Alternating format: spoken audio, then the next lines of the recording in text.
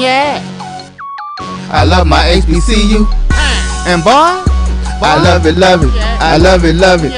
I love my HBCU. And man, I hope my team they won. Yeah. I hope my team they won. Yeah. Man, I hope my team they won. I hope my team they won. Yeah.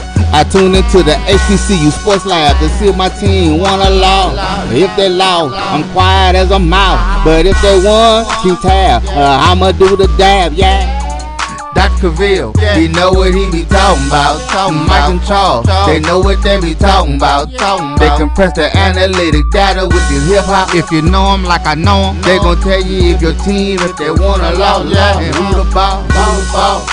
So listen to Professor, yes sir, and pay attention, cause he gon' teach a lesson. This is Dr. Cavil with Inside the HBCU Sports Lab with episode 359, deep in the heart, as we say.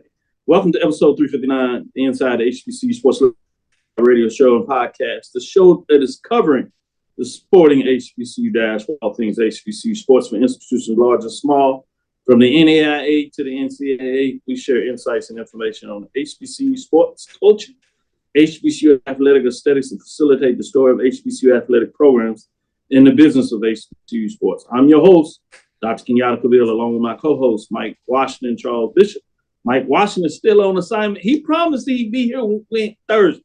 I'm just saying, we'll see. But that's what he said.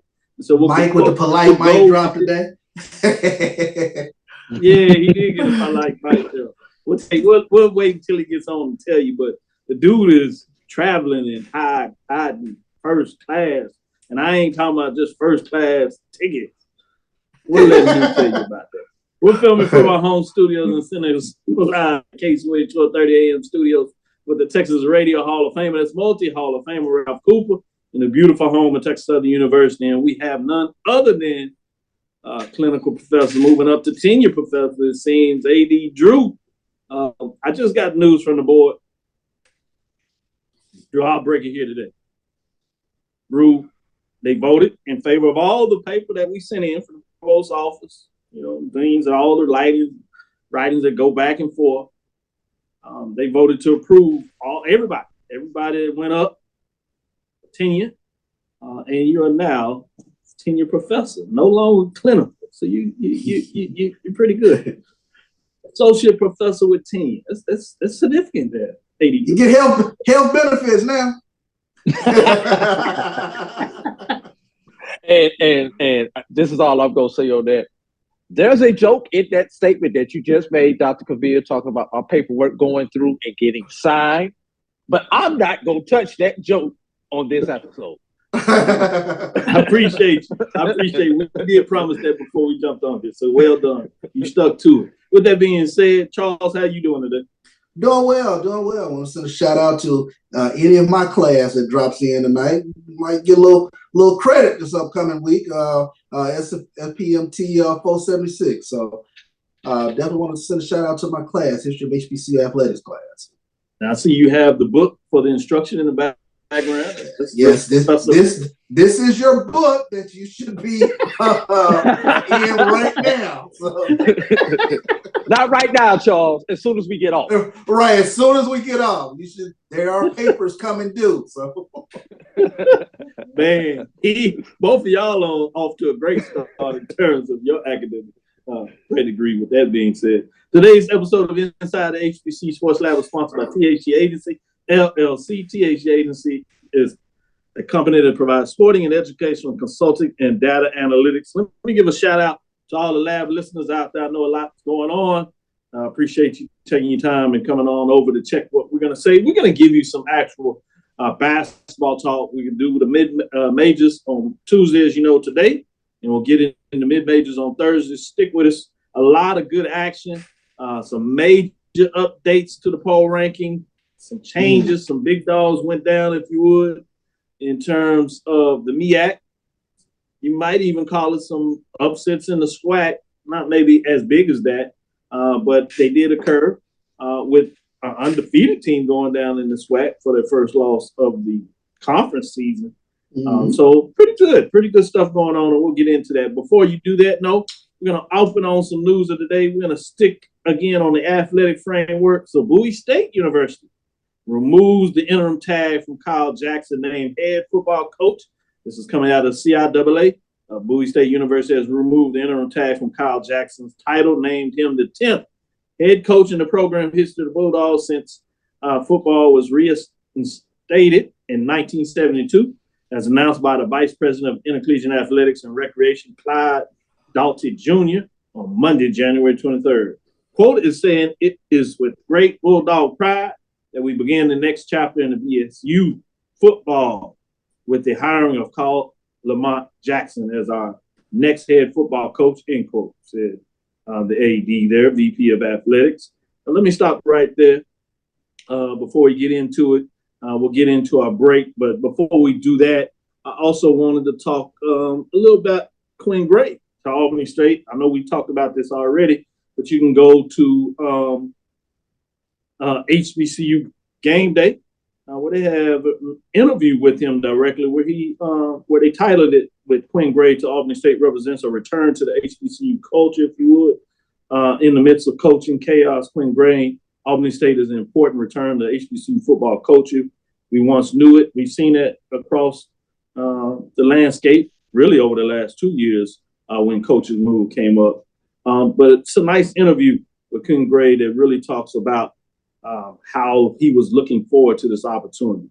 With that being said, we're going to jump into our first break. No, it's quick there, but I did want to give you a little nose there. As we come back, we're going to give you the polls. We want to get in this polls so we can talk a little bit of basketball. So stick with us. We'll get right back to you after this first break.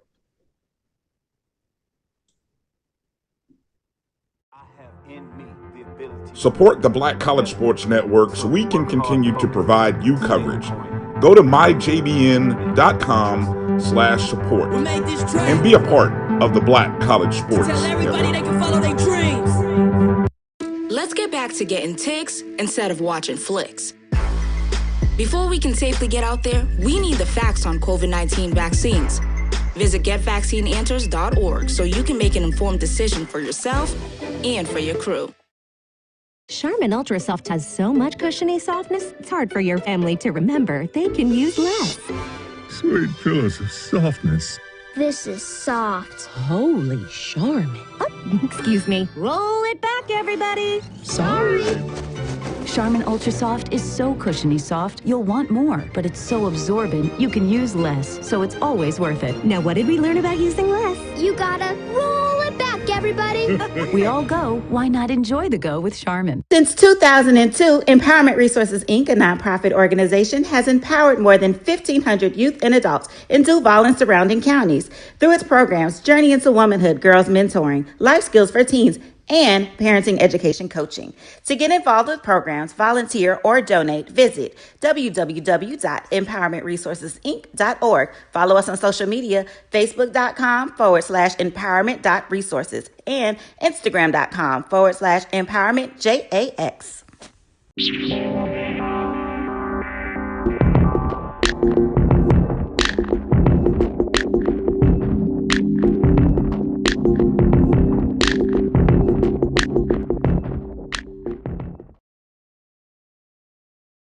Press the analytic data with the hip hop. If you know them like I know them, they gon' tell you if your team, if they wanna loud, and who the ball. So listen to Professor, yes sir, and pay attention, cause he gon' teach a lesson.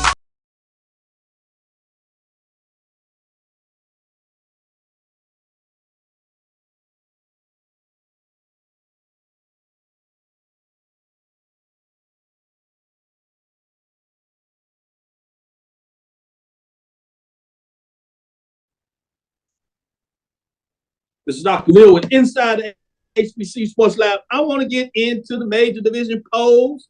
Chivalry's not dead, so we're going to start with the women. I'm going to give that to you right now. We have a lot of teams looking into this in terms of outside looking in other polls. One team dropped out.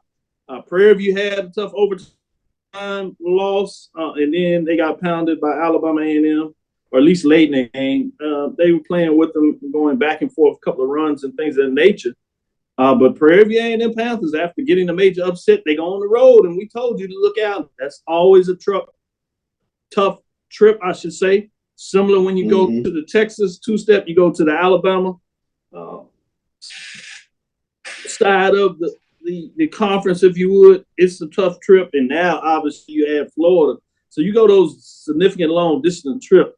If you're not careful, man, you can come out of there with 2. Remember the general rule of thumb, as you in what we've seen over the years. If you can split on the road, you're doing pretty good. If you can get 2, you really are living on high cotton, as they said. Not to be for the Panthers as they fall to 8-11, 5-3. Let's get into some of those receiving votes. Southern Jaguars 8-10, 5-2. You have Prairie View Panthers. They still are in the poll rankings in terms of receiving votes, if you would. And then you have Howard Bison sitting outside of there as well, trying to find a mix. Let's get into the 5 top teams that are really getting it done this year as we get into week 3. Alabama A&M Bulldogs. They get it done. Overtime win over Texas Southern. They played them close, but they get the win, and then they come back and get even another solid win against Prairie View to find a way in the top 5. They sit at 8-9, 6-1. We're not ranked with 64 points. Then we go to number 4, Jackson State Tigers, sitting at 4. They can't continue to rebound off that tough road loss. They come home, get it done, 9-6-1, 82 points. They stay at number 4, though. At number 3, you have Norfolk State Spartans sitting at 16-4, 4-1. They do fall from the 1 spot. Remember, they were dominating, having most of the votes. They have 90 points, no first-place votes at this point, and they fall from number 1 after a tough loss on Monday to Morgan State. We're going to see that's a refrain that goes over to the men's side, just to tease, but we'll see what that looks like in terms of rank. Bringing us to number 2, North Carolina A&T State Aggies. They are on top of the Colonial, at least by half a game at this point, as they are 13-6 and 7-1. With a couple of big wins this past weekend, they have 3 first-place votes, increased and gained a first-place vote, sitting at 104. They move up a spot from number 3, and they sit at number 2.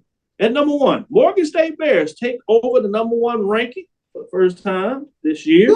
5 first-place votes, 11-6, 4-0. Got the big win over Norfolk State. It was at home. So they have controlled home court.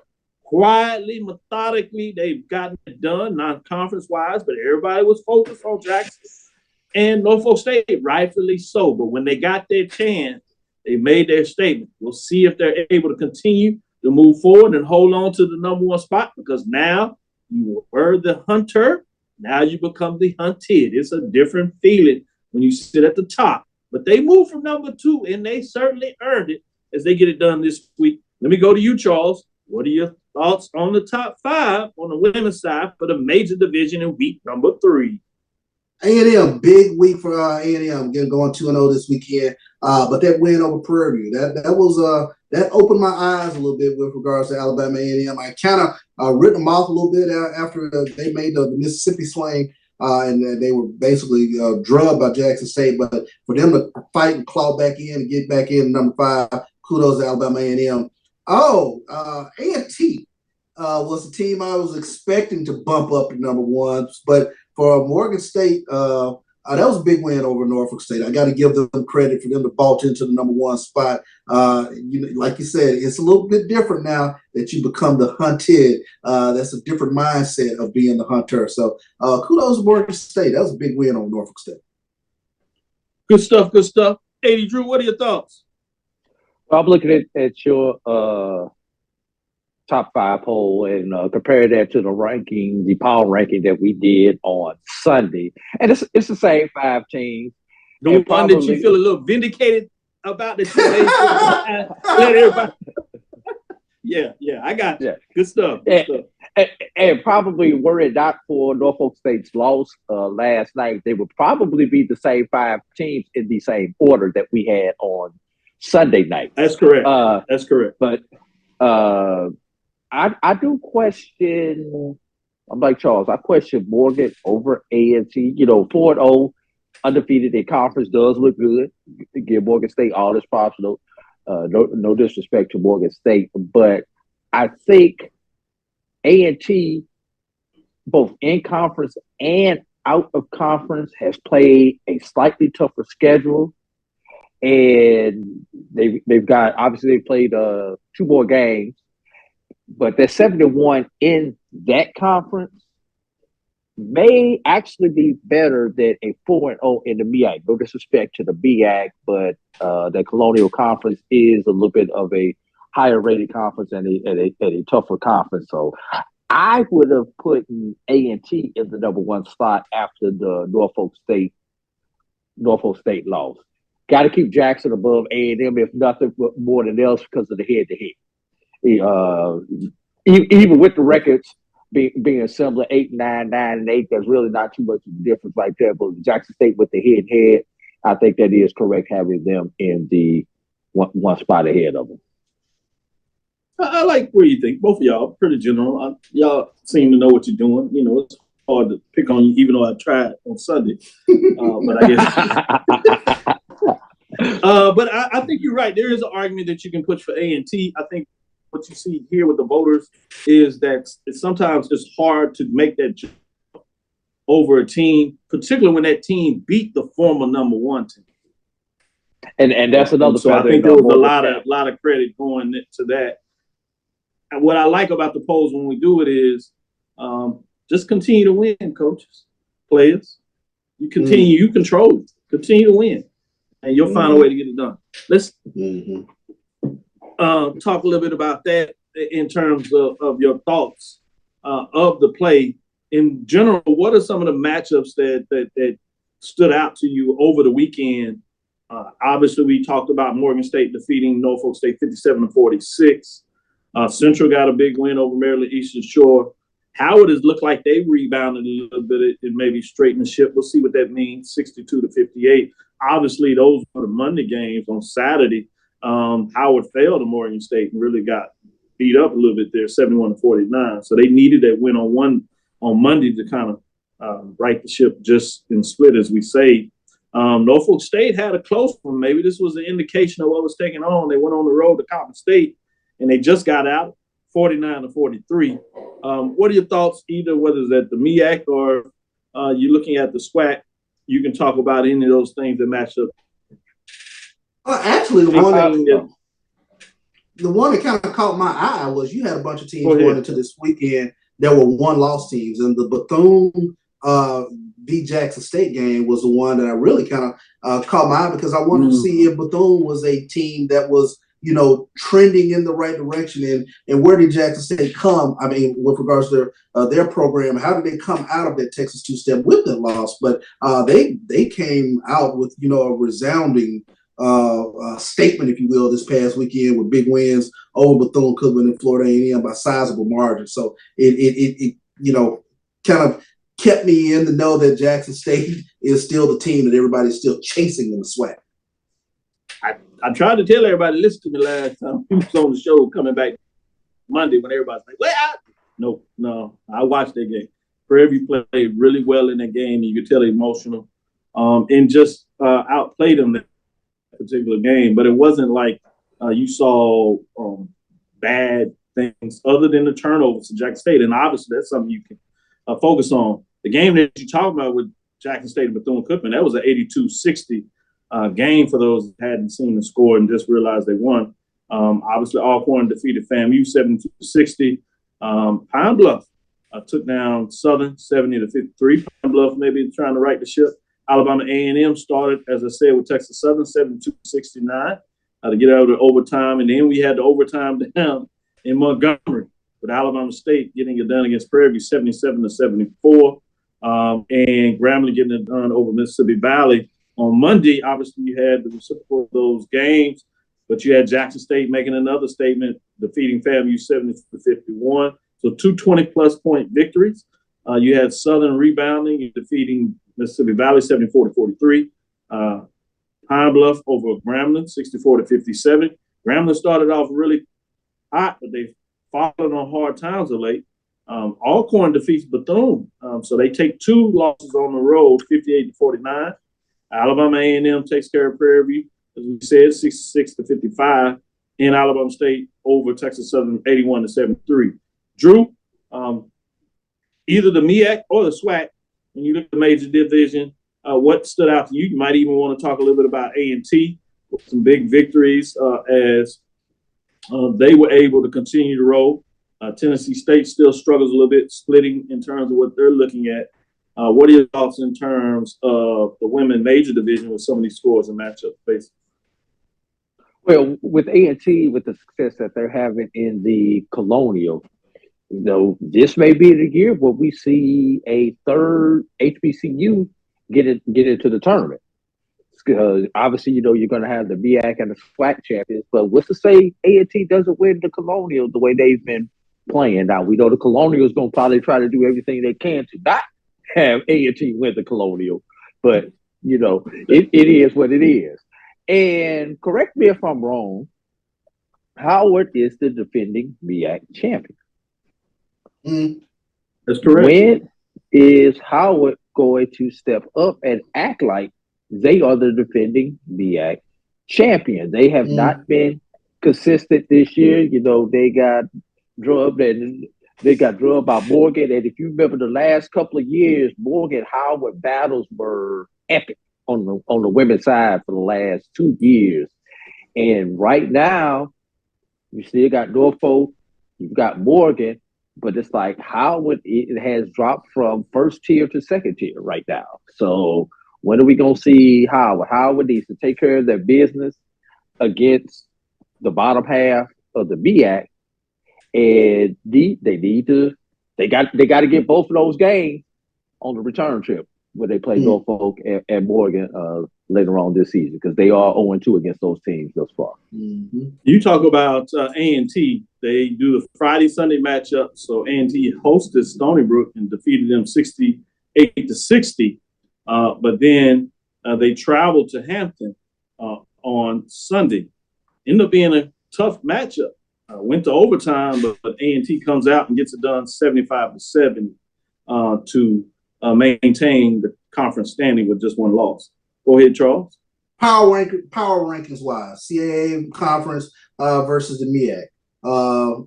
A&T with the CIAA mid-tier, 7-1 mid-tier. North and Morgan number one in our poll. A matchup of both of them. Well, what are we looking at? Probably gonna have A&T as the favorite. Just based on the conference rating, you would have A&T as the favorite. Probably a high single-digit favorite if I was just guessing at the line. I like that. I think I would agree with that in terms of it being favored, but I think it would be a heck of a matchup. Both of them have post players that have been really good in terms of what they've been able to do. And you having followed Jackson State, you really have gotten a chance to see, particularly over the last couple of years, where in the past, guards could really get a lot of things done, but you introduce the big players, post players that are successful and really know how to move their feet, get the ball off the glass, and you have guards that can feed them consistently, makes it really good. And I think that's why both of these teams have played really well. And so that would be the thing that you wanted to match up and look in that matchup in regards to how they were able to play in the post. Morgan State really good in terms of what they do defensively. So it'd be interesting to see the offensive juggernaut of what you see with A&T and what that would mean in a lot of ways for Morgan State. So I would agree with Drew just coming in terms of how people tend to look in terms, particularly with being more conference games played with the Colonial. Oftentimes you'll see them get a little more benefit in terms of that head-to-head matchup. But that's why you play these four. Why it would be nice to see them play. One question before one statement before we go to break, fellas. And I was talking about A&T possibly being their third team. Wouldn't it be so NCAA tournament-ish like for them to have, let's assume Jackson State would win the SWAC, have A&T and Jackson State play the first 4 games? That'll be fun. That'll be fun. We call that the HBCU National Championship. Yeah, we hadn't got it since the time when Central and Texas Southern played a couple of years Exactly. ago. And that was really nice at that time because Central was really clamping down on the MEAC in terms of what they were getting done regular season, particularly what they did in the tournament. And Texas Southern was, frankly, on their run that they had this whole, I don't even know what adjective to explain what type of grip, vice grip they had on the SWAC regular season and tournament. So it was really nice. And I had a chance to go and look at the historical perspective when they went back and played in the NIA tournament when you had the old District 8 and they played back in the late 50s in terms of just looking at some history of the matchup where they played in that tournament. So it was fascinating to see Prairie View came out of that matchup with that going on. Let's go to our midpoint break, our halftime break. We'll be back on the other side. We'll look at the major division matchups and give you a little talk about the matchups that took place this weekend. Some good basketball continues to be played in terms of what that looks like. We'll get with that right after this break.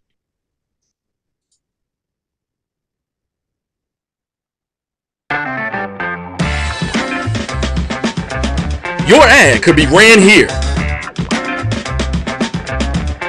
MyJBN.com/support. MyJBN.com/support for more information.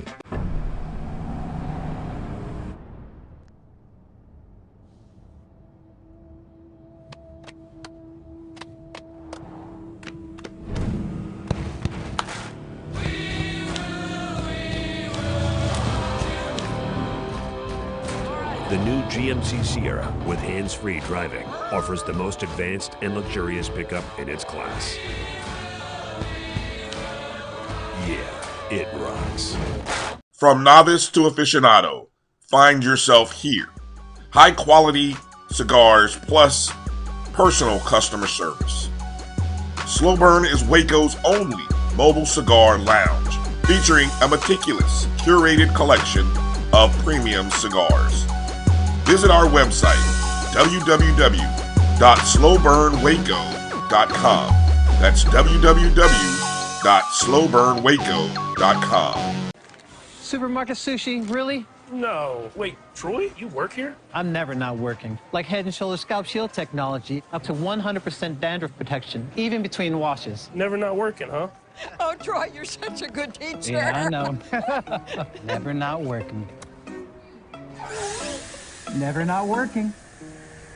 Never ever not working. Are you serious? Never not working. Dandruff protection that's never not working. Head & Shoulders Scalp Shield technology.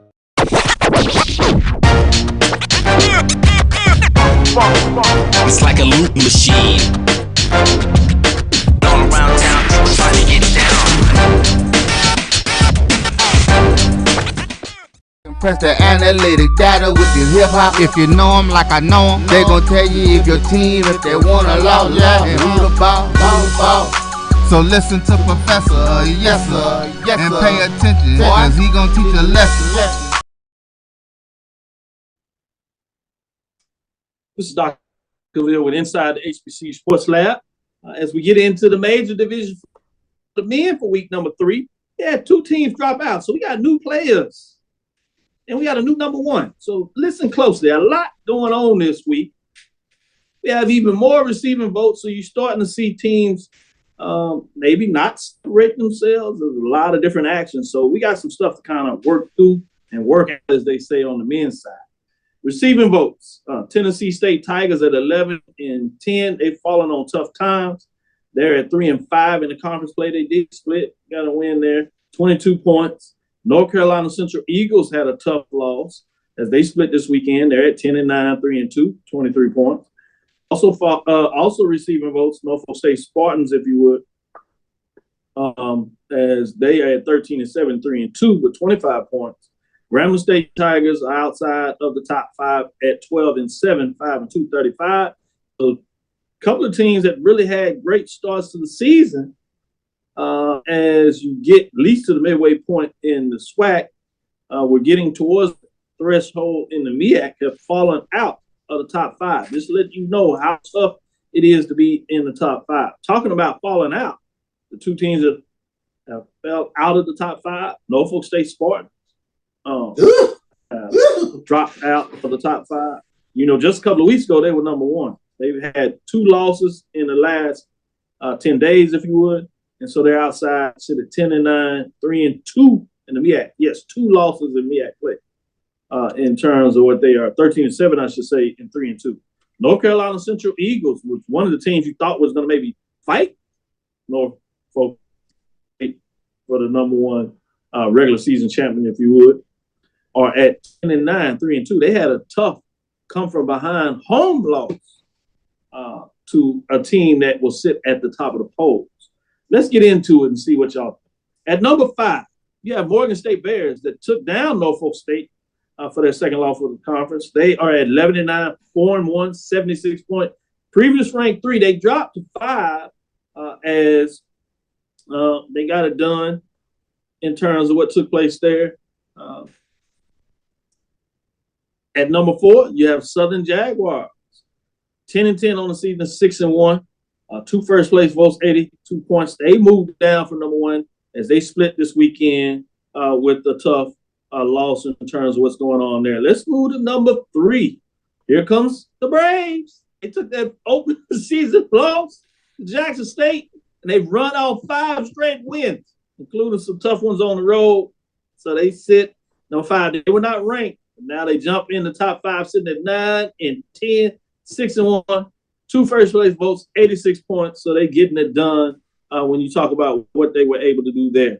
Let's move on to number 2, Howard Bison. Yeah, those Howard Bison are back to playing basketball. They're one of the hottest teams out there also with 5 wins, sitting at straight wins, if you would, 12-10, 4-1.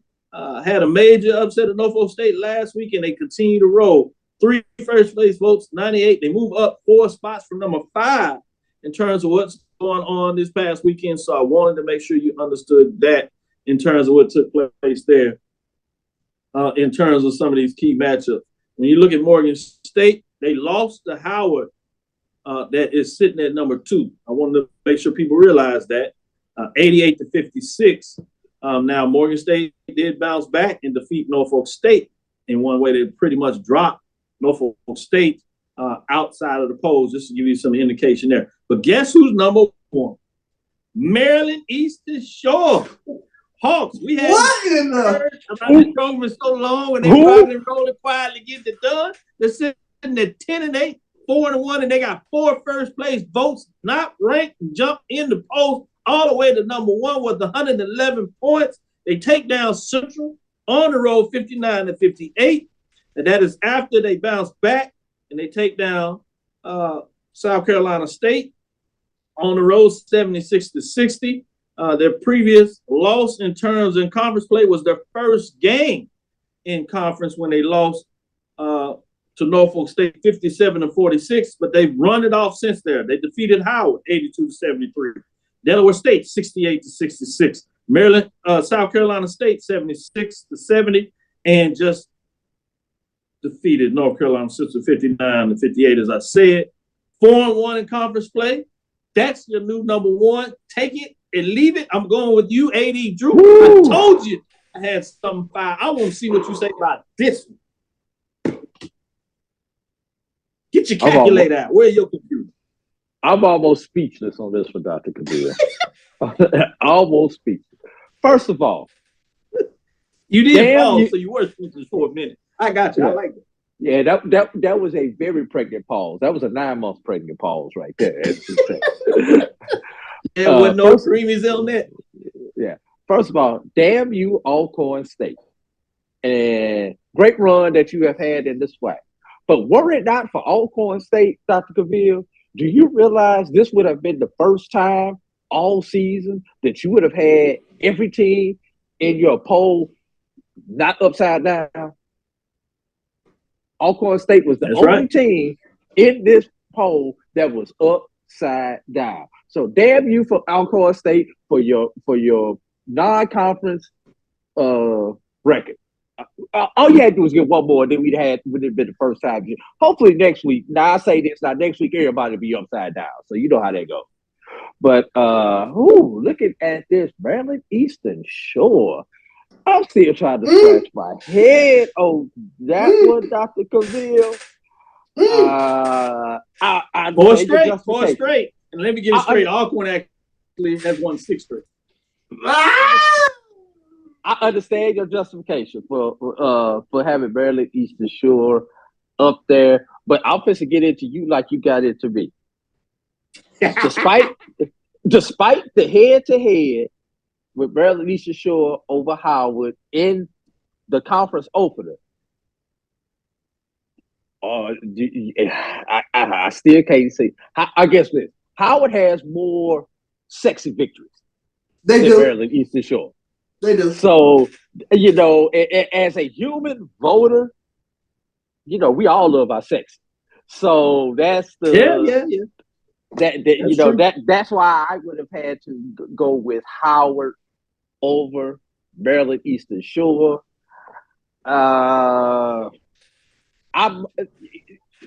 Despite Morgan defeated your previous number one. Correct me if I'm wrong. The number one from 2 weeks ago.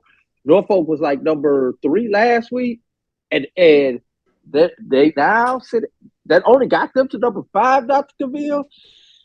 I've got to question that. I think Morgan should have been up ahead of Southern and possibly Alcorn if you consider Morgan's non-conference. Non-conference. All this East Coast bias.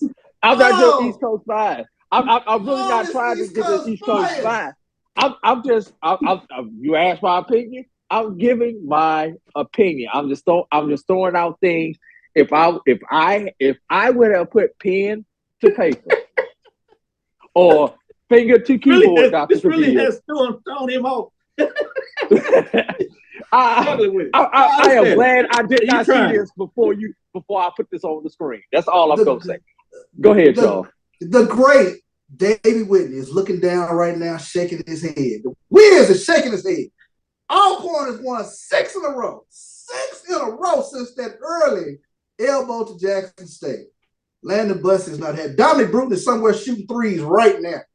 I'm telling you, this Alcorn State team, this is a tough team. Landon Bussey got him. He got them in the right direction. They're trending upward. That was a shocker, the way they started off SWAC play with the loss of Jackson State. But I tell you what, we're talking about Howard being one of the hottest teams out there. They won 4 in a row, but Alcorn sitting over there, they won 6 straight. This is a good basketball team that will lock you up on the defensive side of the ball. They play tough man-to-man defense. So I really like this Alcorn State basketball team. The one that really opened my eye this past weekend, Howard destroying Morgan State.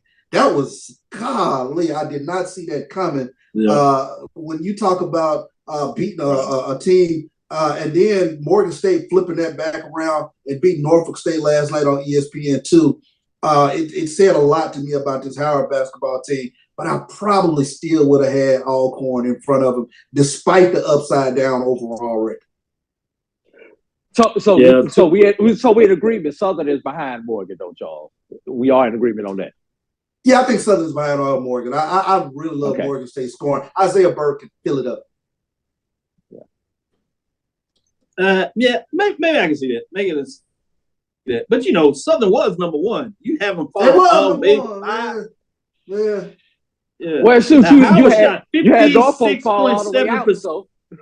In that matchup against Morgan State. They were on fire and shot 47.4 from the 3. Yeah. They were lighting it up, and they just could not miss at home. The crowd got into a Showtime band, and it looked like a true basketball arena. Had everybody in the Howard talking about, hey, this is what we do. But I love the viewers out there, lab listeners, if you would. Edwin D. Moore says, what? He just cracked up. Ricky Burton, he couldn't even put any words. He just put smiling face, laughing face. Mike D. Jones said, Trump poll, go Braves. Leonard Lowe, he said, good evening, fellas. The MEAC 3-peat is going to be a little more difficult than I thought by Norfolk State University's parts. I love it. Truthful that is. Gucci Stan Hardy says, JSU men's basketball heading to Grambling this weekend. You know that ride was always good. Ricky Burton says, in there, Landy Bussey got Alcorn rolling. Yes, he does. Alcorn on Monday in terms of that Grambling team. Boy, that matchup going into Louisiana, Mississippi going to Louisiana this weekend is going to be interesting. Somebody is going to see if they're going to be able to make a statement. We got a top 5 matchup if you look at it between, at this point, 3 versus 4 in terms of that matchup. Will be interesting to see what goes on Saturday. So I love it in terms of what's going on there. So it's going to be fascinating to see what we have there. Question, Doc. Yep. Got a question for your voters. How does Tennessee State get into the receiving votes? They are upside down in the conference. They're 3-5 in the conference. That's 37.5%. You know, everybody else is shooting at in this poll is 60% or better in conference. I mean, everybody else on this list has either 1 or 2 conference losses, and then you got Tennessee State at 3-5. Which one of these is not like the other, as the old song goes? You know, they are right side up overall, but in conference they've done the sum squad of 0 in conference. I agree with you. Tennessee State, remember, they were like as high as number 2. Yeah. So what is happening is they just keep precipitating and falling.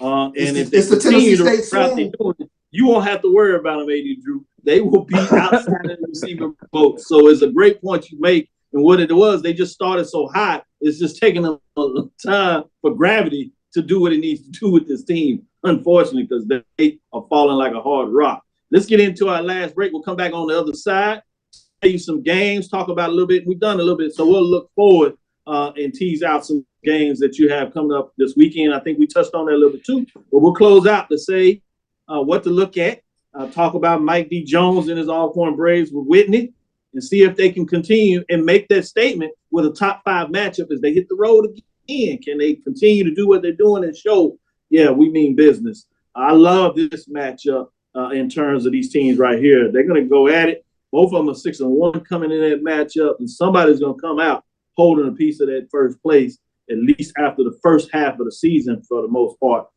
Let's get into this last break. We'll be right back on the other side.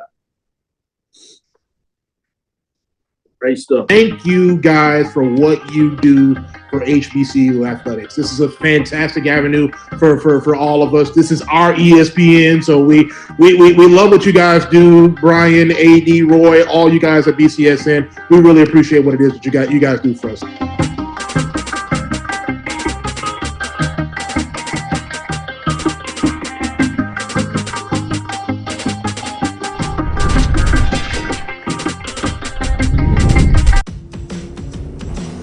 Don't worry, Ma. We'll be there soon. We? Is this the one? Well, let's say I found the one who takes me to another level. Always stays calm under pressure. Most importantly, the one that helps me discover the coolest places. This sounds wonderful. Come outside, I'll introduce you. You're here. Definitely the one. Introducing the all-new Nissan Frontier.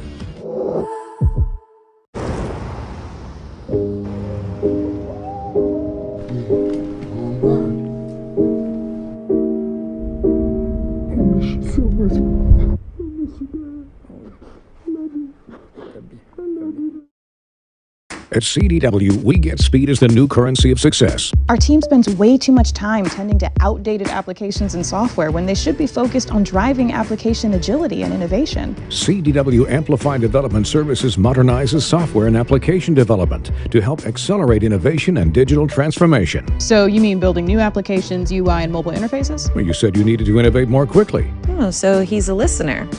To do more at scale, trust CDW Amplify Development Services.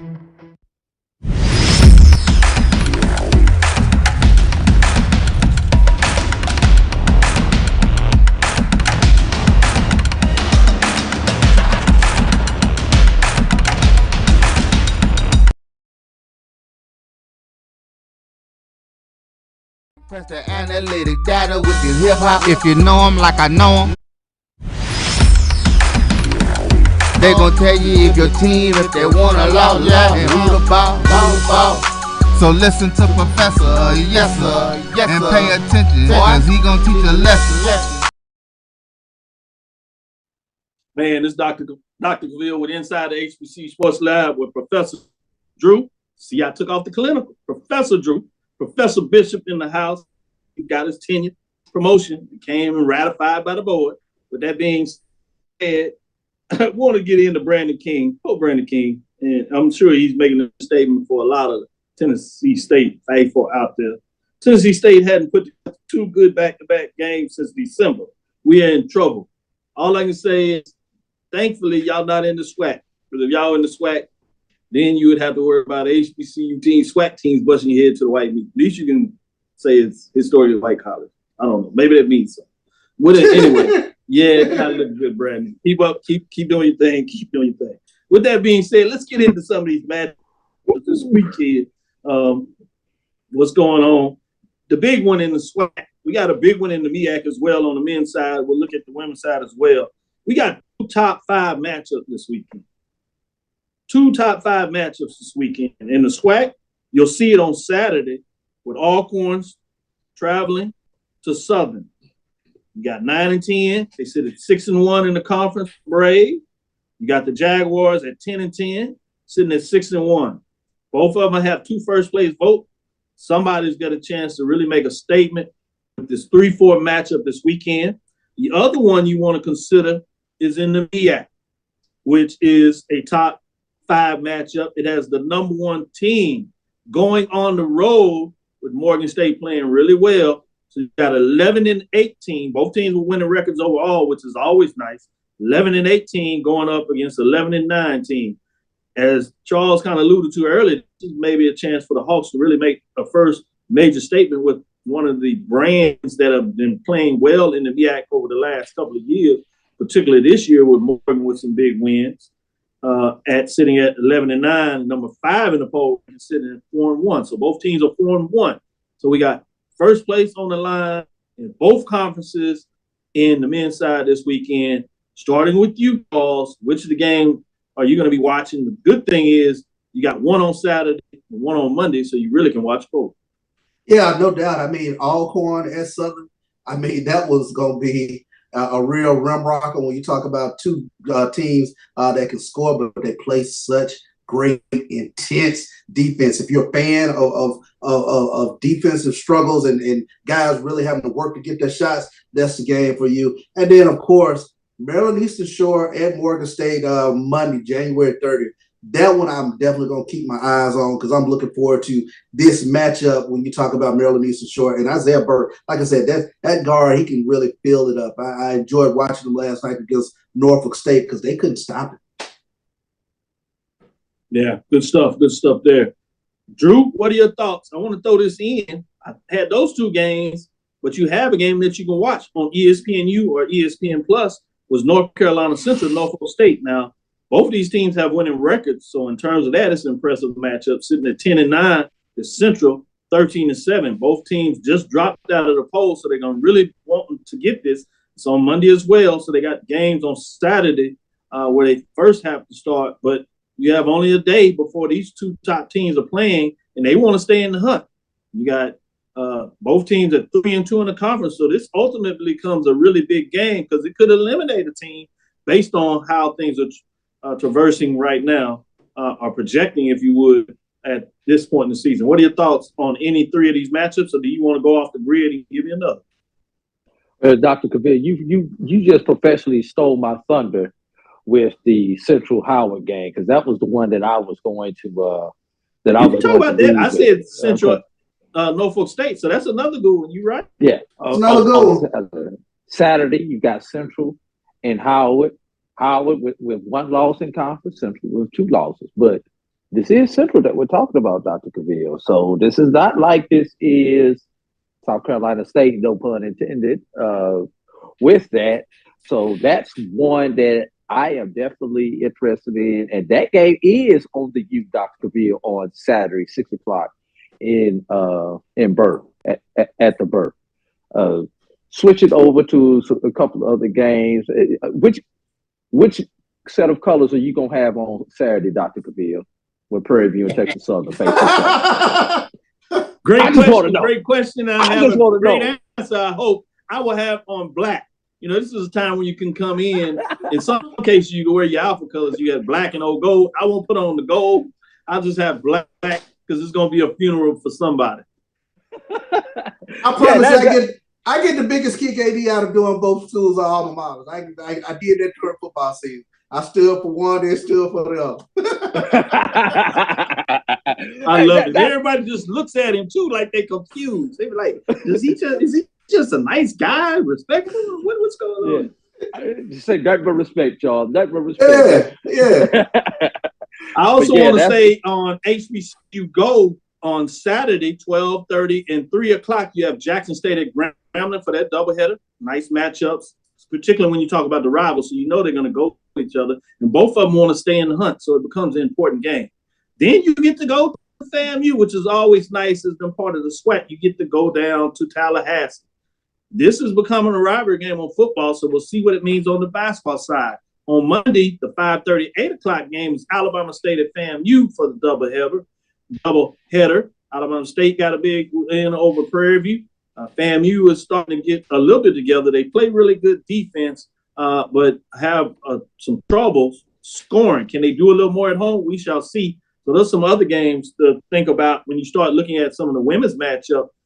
Jackson State continues to thrive. Grambling State started off hot, they're falling. So this is a chance. Can they make a major statement against Jackson State, or Jackson State continue to roll, beating folks by 20 points when they do win? It seems like Alabama State fixed things, and they're doing pretty good. So it's interesting on the women's side. So there's some matchups I want you to think about before I allow you to get some thoughts on some of the women matchup.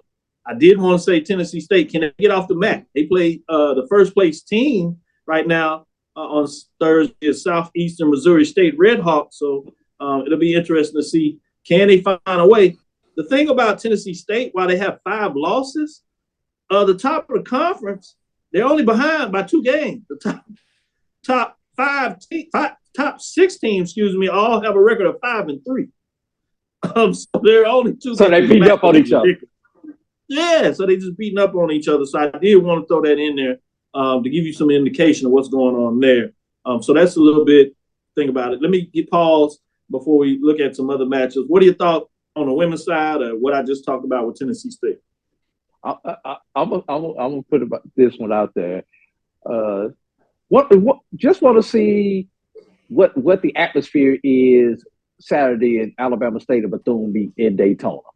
I'm just gonna leave that right there. Just read between those lines. Want to see what the reception, the atmosphere will be in Daytona on that game as Alabama State takes on Bethune-Cookman.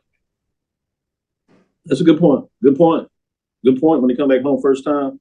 Tough road trip for them, not just with everything going on, AD outside of that, but they took 2 tough road losses, both men's and women. So I wonder how much of maybe that kind of affected them with that matchup. I would be remiss if we didn't talk about the women of North Carolina A&T in terms of what they're doing. They have some big matchups coming up. Before I do that, Charles, any last thoughts on any women's matchup that you want to keep your eyes on this week? Yeah, anytime Jackson State and Southern get together, it's always classic. I wonder if you're gonna do it.